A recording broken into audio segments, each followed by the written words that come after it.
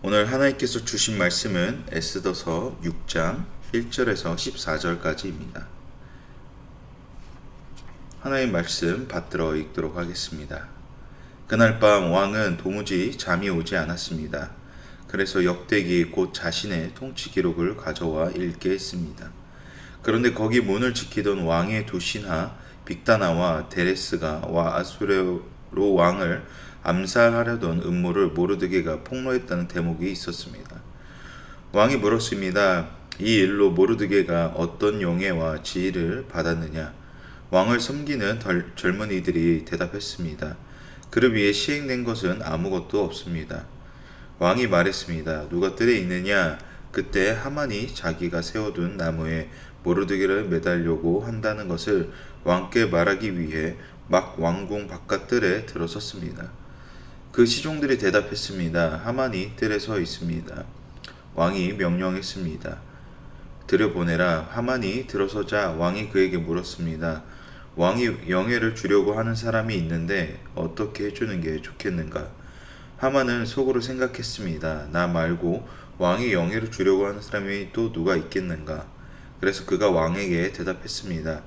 왕께서 영예를 주시려는 사람이 있다면 왕이 입으시는 왕복과 왕이 타시는 왕의 말을 내어 오게 하시고 그 머리에 왕관을 씌우십시오. 왕복과 말은 왕의 가장 높은 귀족에게 맡겨 왕께서 영예를 주려고 하시는 그 사람에게 그 옷을 입히고 말에 태워 성의 거리로 돌면서 왕께서 영예를 주시려고 하는 사람에게는 이렇게 해주신다라고 외치게 하십시오. 왕이 하만에게 명령했습니다. 당장 가서 왕복과 말을 가져다 내가 말한 대로 왕의 문에 앉아있는 유다 사람 모르드게에게 똑같이 하여라. 내가 말한 것 가운데 어느 하나라도 생략해서는 안 된다. 그리하여 하만은 예복과 말을 가져갔습니다. 그는 모르드게에게 예복을 입히고 말에 태워서 성의 거리로 다니며 왕께서 영예를 주시려고 하는 사람에게는 이렇게 해 주신다 하고 외쳤습니다. 그러고 나서 모르드게는 왕의 문으로 돌아갔습니다. 그러나 하만은 수심이 가득한 얼굴로 곧장 집으로 달려가 자기 아내 세레스와 모든 친구들에게 무슨 일이 있었는지 다 말해 주었습니다. 그의 조언자들과 그 아내 세레스가 그에게 말했습니다. 당신의 체면을 떨어뜨린 모르드게가 유대 출신인 이상 당신이 그를 당해낼 수 없을 것입니다. 당신이 틀림없이 망하게 될 것입니다. 그들 사이에 이런 이야기가 오고 가는 사이에 왕의 내시들이 도착했습니다. 그들은 에스더가 준비한 잔치에 서둘러 하만을 데려갔습니다. 아멘. 오늘도 우리와 동행하시는 주님을 찬양하며 나아가기를 소망합니다. 에스더서 중반부터는 하나님께서는 어떻게 일하고 계시며 그분이 펼치는 역사가 어떻게 이루어지는지 또 의로운 삶을 살고자 했던 자에게 베푸시는 은혜가 무엇인지 전하고 있습니다. 그리고 자기 교만으로 살아가는 자의 최종 국면하는 자리가 무엇인지 보여주고 있습니다. 오늘 본문 첫 장면은 모르드게의 마지막이 될지 모르는 그 밤에서 시작합니다. 하만의 욕심은 이미 그 선을 넘어 자신이 곧 왕인 것처럼 행세함으로 자신에게 절하지 않는 모르드게를 처형시키기에 이릅니다. 1절부터 5절까지 함께 읽도록 하겠습니다. 그날 밤 왕은 도무지 잠이 오지 않았습니다. 그래서 역대기 곧 자신의 통치 기록을 가져와 읽게 했습니다. 그런데 거기 문을 지키던 왕의 두 신하 빅다나와 데레스가 아하수에로 왕을 암살하는 음모를 모르드게가 폭로했다는 대목이 있었습니다. 왕이 물었습니다. 이 일로 모르드게가 어떤 영예와 지위를 받았느냐? 왕을 섬기는 젊은이들이 대답했습니다. 그를 위해 시행된 것은 아무것도 없습니다. 왕이 말했습니다. 누가 뜰에 있느냐? 그때 하만이 자기가 세워둔 나무에 모르드게를 매달려고 한다는 것을 왕께 말하기 위해 막 왕궁 바깥뜰에 들어섰습니다. 그 시종들이 대답했습니다. 하만이 뜰에 서 있습니다. 왕이 명령했습니다. 들여보내라. 다음날 아침이 되면 처형될 위기에 있는 그 기품감 가운데 아하수에로 왕은 잠에 쉽게 들지 못하고 있습니다. 어떠한 연유로 잠이 들지 않았는지는 알 수는 없으나 유추해 본다면 에스더가 2번을 거절했던 이유가 무엇이었는지 궁금해서 아니면 짝사랑하는 남자처럼 에스더를 생각하면서 잠이 오지 않았을까 하는 생각이 듭니다. 그러다 왕은 본인의 역대기, 즉 통치 기록을 읽게 됩니다. 어떤 이유로 그 기록들을 읽게 되었는지 본문은 전하고 있지 않지만 그 기록 중 모르드게가 왕의 생명을 구한 이야기를 다루고 있습니다. 그 내용들은 상세하게 그 음모를 꾸민 자들의 이름을 적나라하게 드러내고 있는데 사실 이 내용들은 잠자리에 듣기 위한 내용으로는 부적절하죠. 잠이 들기 위한 내용이 아니기에 듣기에는 불편한 내용이기에 그 내용을 들은 왕은 화를 내고 신하를 내칠 수 있는 상황이었습니다. 그러나 아무런 조치를 취하지 않는 왕과 그리고 그 기록을 덤덤히 읽어 나가는 신하의 태도는 우리에게 의문점을 자아냅니다. 결국 모르드게가 한 일을 알게 된 왕은 신하들에게 그에게 어떠한 농공행성이 있었는지 물어봅니다. 그런 신하들은 그에게 어떤 공에 대한 치하가 없었다 이야기를 하죠. 이 우연으로 인해 모르드게의 의로움이 알려지고 결국 죽음에서 벗어나게 됩니다. 그렇다면 이 우연이 주는 중요성을 알려면 우리는 이렇게 질문할 수 있을 것 같습니다. 만약에 우연의 사건이 없었다면 어떻게 되었을까? 왕이 잠이 안 와 갑자기 신하들에게 역대기를 읽게 시키거나 역대기를 읽어 나가는 신하들이 잠자리에 있기에는 적합하지 않은 쿠데타의 내용들을 읽지 않았으면 어떻게 되었을까 말입니다. 왕의 기록을 읽는 장면이 중요한 것이 앞장에서 우리가 살펴봤듯이 에스더가 다음날 잔치를 다시 개최함으로써 이스라엘 백성의 진멸을 취소하도록 제안할 것이라는 우리가 그런 기대를 하게 됩니다. 그 와중에 모르드게는 하만에 의해 사형 집행을 당할까 하는 상황, 그리고 이 상황을 전혀 모르고 있는 에스더, 이를 우연이라고 하기에는 너무 적절한 상황 가운데서 벌어졌다는 것이죠. 만약에 이 장면이 드라마였다면 굉장히 집중력 있게 이 장면을 몰두하게 될 것입니다. 여기서 우리는 이런 질문을 해야 할 것입니다. 왜 하나님은 일을 쉽게 하지 아니하시고 어렵게 극적으로 일을 행하실까? 하나님의 일하심은 인간이 가늠할 수 없습니다. 하나님께서는 우리 인생의 감독으로서 그분의 역할을 성실히 하십니다. 감독의 역할은 어떻게 하면 여러 역할들이 하나의 조화를 이루어 극적인 결말을 이루어낼까 하는 것입니다. 주인공만이 중요한 것이 아니라 연출부터 시작해 조연, 조명, 사소한 것까지 모두 하나의 이야기를 만들어냅니다. 그리고 영화에서 각자의 역할을 충실히 해낼 때 비로소 영화가 만들어집니다. 영화가 만들어질 때 다양한 요소들로 인해 삐그덕거리기도 하고 주인공이 하기 싫음을 달래주어야 하는 여러 가지 상황에 맞닥뜨리게 됩니다. 그러나 그 다양성을 넘어서 하나의 결말로 향하는 것이 바로 영화입니다. 우리 또한 하나님께서 감독되신 그 영화에 초청받아 이 땅을 살아가고 있습니다. 하나님께서 각자에게 맡기신 사명이 무엇인지는 모릅니다. 그러나 하나님께서 만드신 영화는 끝맺음이 있습니다. 예수 그리스도를 구주라 시인하는 모든 자들에게는 구원이요, 이를 믿지 않는 자들에게는 멸망이라는 이 소망이 우리 안에 있다는 것입니다. 즉 하나님께서 만들어 가시는 그 영화 속에 우리는 놓아지지도 버려지지도 않는다는 것입니다. 그 믿음이 있기에 각자 맡기신 인생길을 열심으로 살아갈 소망이 될 줄 믿습니다. 4절 5절에서 하만이 왕궁들 밖에 서 있던 것도 우연이 아니었습니다.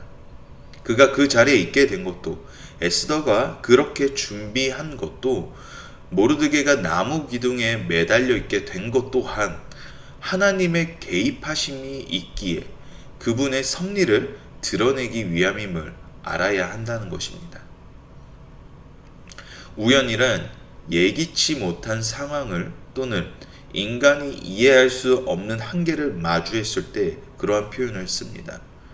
즉 우연이란 하나님의 개입하심이 드러나는 사건이라는 것입니다. 그러므로 그리스도인들은 모든 상황을 우연의 연속성이라 말하는 것이 아니라 하나님의 일하심으로 이야기해야 될 줄 믿습니다. 우리가 삶의 여정 가운데서 겪는 여러 일들이 우연이 아니라 하나님께서 무언가를 말씀하시고자 하는 이해로 다가서야 한다는 것입니다. 다시 말해 우연이란 인간이 이해할 수 없는 한계를 넘어서 일하시는 주님의 능력이라는 것입니다. 하나님께서는 자신의 뜻에 따라 오늘도 이 땅을 운행하고 계십니다. 그 누구도 알 수 없지만, 그 누구도 가늠할 수 없지만 하나님께서는 오늘도 자녀들을 향한 그 계획을 진행하고 계십니다. 내가 오늘 아무것도 못하고 그저 정체되어 있는 삶을 살고 있다 하더라도 하나님께서는 그분의 섭리에 따라 이끌고 계신다는 것입니다. 우리는 그 하나님의 일하심 속에서 계속해서 걸어가고 있습니다. 그 걸음 가운데 우리가 고백해야 할 것은 오늘도 전능하신 하나님을 의지합니다. 지금은 다 이해하지 못할지라도 선하신 일을 행하실 주님을 신뢰합니다. 라는 겸손한 자세가 필요할 것입니다. 6절에서 9절까지 우리 함께 읽도록 하겠습니다. 하만이 들어서자 왕이 그에게 물었습니다. 왕이 영예를 주려고 하는 사람이 있는데 어떻게 해주는 게 좋겠는가? 하만은 속으로 생각했습니다. 나 말고 왕이 영예를 주려고 하는 사람이 또 누가 있겠는가? 그래서 그가 왕에게 대답했습니다. 왕께서 영예를 주시려는 사람이 있다면 왕이 입으시는 왕복과 왕이 타시는 왕의 말을 내어 오게 하시고 그 머리에 왕관을 씌우십시오.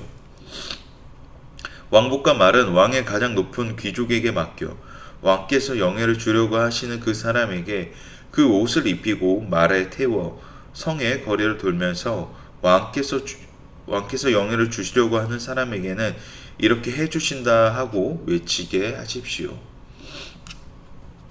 하만은 왕의 질문이 당연히 자신을 가리킨다 생각했습니다. 그래서 그 질문에 조금도 의심 없이 자기 도취적 상상을 토대로 대답을 하게 됩니다. 물음에 즉답을 하고 굉장히 구체적인 것을 보면 하만은 이미 여러 번 이러한 공상을 하고 있었음을 알게 됩니다.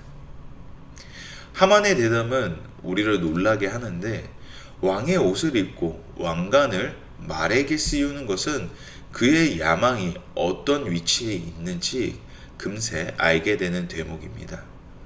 물론 아하수에로 왕은 하만이 정말 겸손한 인물인 줄 알고 감탄하는 모습이 생각이 들 수도 있지만 하만은 결국 자기 꾀에 넘어가게 되어 자신이 내일 처형하려고 했던 모르드게를 자신이 생각하는 가장 좋은 자리를 모르드게에게 고스란히 헌납하는 결과를 냅니다. 10절부터 14절까지 함께 읽도록 하겠습니다.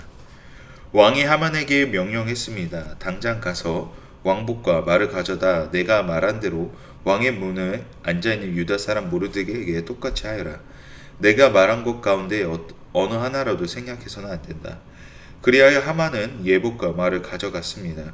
그는 모르드게에게 예복을 입히고 말에 태워서 성의 거리로 다니며 왕께서 영예를 주시려고 하는 사람에게는 이렇게 해 주신다라고 외쳤습니다. 그러고 나서 모르드게는 왕의 문으로 돌아갔습니다. 그러나 하만은 수심이 가득한 얼굴로 곧장 집으로 달려가 자기 아내 세레스와 모든 친구들에게 무슨 일이 있었는지 다 말해 주었습니다. 그의 조언자들과 그 아내 세레스가 그에게 말했습니다. 당신의 체면을 떨어뜨린 모르드게가 유다 출신인 이상 당신이 그를 당해낼 수 없을 것입니다. 당신은 틀림없이 망하게 될 것입니다. 그들 사이에 이런 이야기가 오고 가는 사이에 왕의 내시들이 도착했습니다. 그들은 에스더가 준비한 잔치에 서둘러 하만을 데려갔습니다. 아하수에로 왕의 말을 들은 하만은 자신의 꿈이 곧 악몽으로 변하게 됩니다. 드디어 그 자리에 앉게 되었다는 생각에 기쁨에 차올라 신나게 이야기했지만 그 자리는 그의 것이 아닌 모르드게의 것이었습니다. 왕은 하만으로 하여금 그대로 실행하되 하만이 직접 하라 명령합니다. 왕은 최고의 귀족인 하만이 모르드게를 보좌하게 하는 것이 가장 그를 영예롭게 하는 일이라 생각했습니다.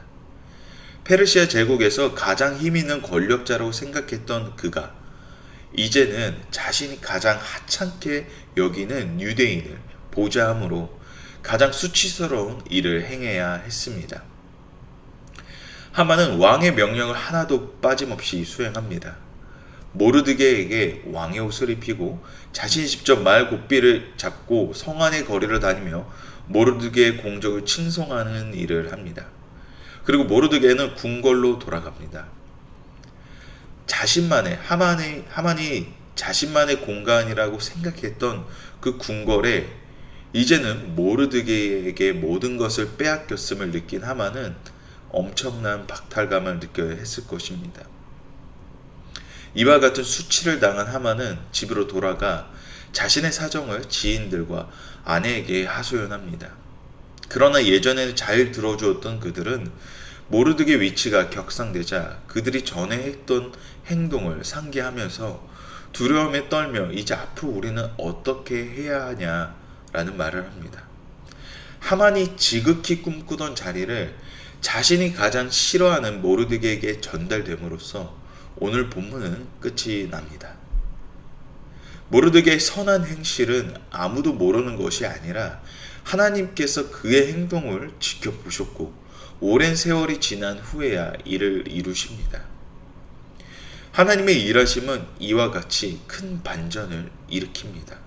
그 반전이 무엇이냐?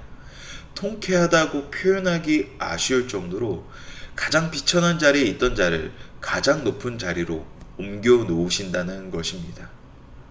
모르드게는 자신의 한 일에 대하여 자랑하거나 나서지 않았습니다.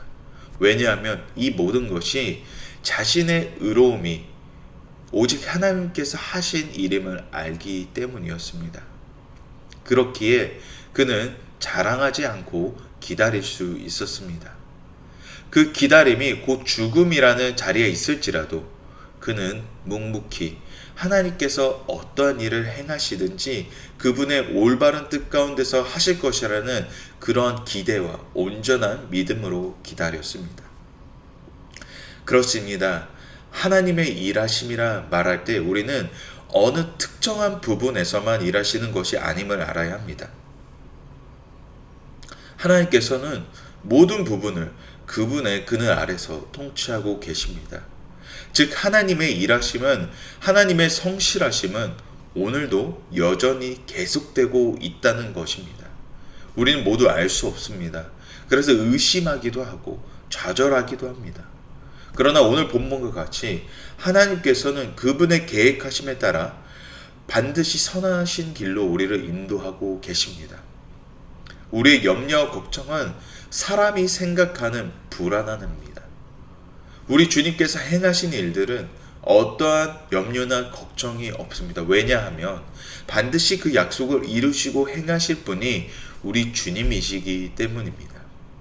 그러므로 매일의 삶이 계속되어져 가는 것은 의미 없이 지나가는 하루가 아닌 하나님의 계획하심에 따라 여전히 나아가고 있다는 사실입니다. 사람의 생각으로는 오늘 하루도 같은 하루가 될 수 있겠지만 하나님께서 우리를 향한 그 계획, 그 붙드신 인생 가운데서는 결코 멈추지 않고 오늘 하루하루가 계속 진행되고 있다라는 사실입니다. 그렇기에 오늘 하루도 나와 동행하시는 주님을 붙들며 그 유일하신 위로를 누리며 나아가는 우리 주님의 거룩한 성도님들이 되시기를 주님의 이름으로 축복합니다. 우리 이 시간 함께 기도하기 원합니다. 기도하실 때에 선하신 하나님께서 우리의 모든 여정을 이끄시고 붙드심을 믿습니다. 하나님의 그늘 아래 오늘도 우리의 삶을 온전히 내어드리며 하나님의 일하심이 나를 붙드심을 경험하는 우리 모두가 되게 하여 주시옵소서. 반전의 하나님, 사람의 생각으로 판단하는 그 한계를 넘어 일하시는 주님의 능력을 바라보게 하여 주시옵소서라고 우리 함께 기도하며 나아가도록 하겠습니다.